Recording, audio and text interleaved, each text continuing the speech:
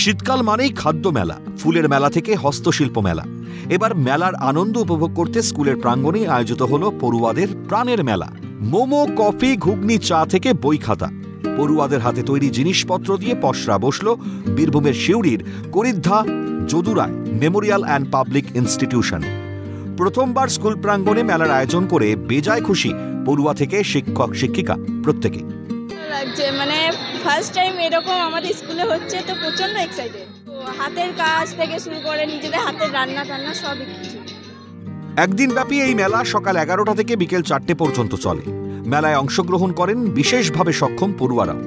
বীরভূমের বিভিন্ন নদ নদীর নাম অনুযায়ী মেলার বিভিন্ন স্টলের নামকরণ করা হয়।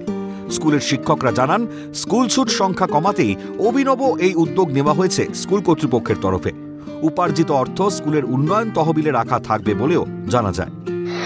ডিসেম্বর জানুয়ারি মাস মানেই মেলার মাস। আমরা ভাবলাম ছোট্ট করে একটা মেলা ছেলে মেয়েদের নিয়েও করি। এই ছেলেমেয়েরা নিজেরাই নিজেদের উদ্যোগে একটা মেলা করেছে, তারাই নাম রেখেছে প্রাণের মেলা।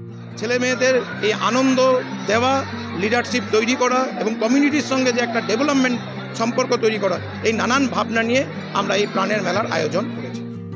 বই খাতার পাশাপাশি মেলায় বিজ্ঞানের মডেল, পুষ্প প্রদর্শনী, মাশরুম চাষের পদ্ধতি, ভেষজ উদ্ভিদের সমাহার ইত্যাদির আয়োজন করা হয়।